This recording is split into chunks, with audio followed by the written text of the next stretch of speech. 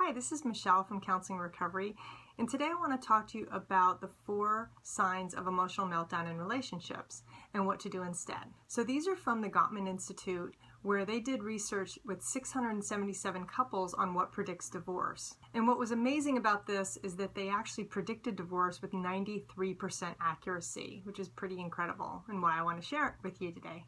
The other thing I'm going to say starting off is that if you find yourself relating to any 4 of these characteristics, don't freak out. It doesn't mean that your relationship is doomed or anything's going to happen. It's just a warning sign for you on what to correct, because these predict divorce not when it happens once or twice, but when it's a long-term pattern of behavior, okay? So the first 2 are criticism and defensiveness. And they go together. Back and forth, one person starts with a critical comment, the other one reacts. Those are pretty basic, and most of us find ourselves falling into that on occasion until we learn better skills. The third one, and this is the one that predicts divorce the most, is when there's contempt. And that's a much more intense form of criticism where you're really implying that your partner is stupid, ugly, not enough, you feel better than. This can be indirect with a look or directly with a comment that can be very abusive. That's the part where you really want to look at, because that's the one that really predicts divorce. Now the 4th one is stonewalling, and typically the research says that men do this more than women, but not always.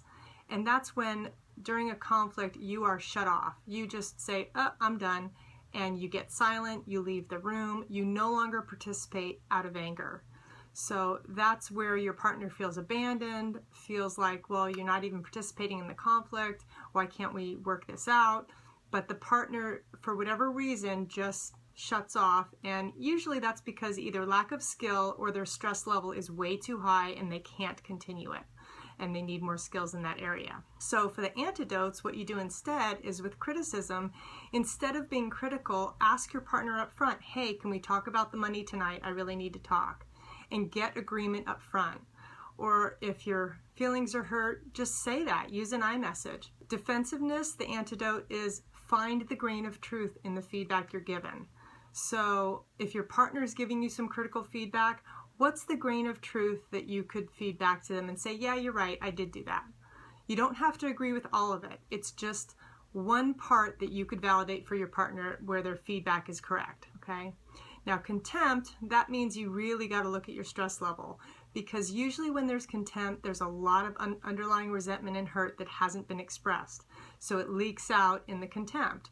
So the antidote for contempt is tell your partner how you're feeling when it happens. If they hurt your feelings, let them know it up front. Don't let it build up.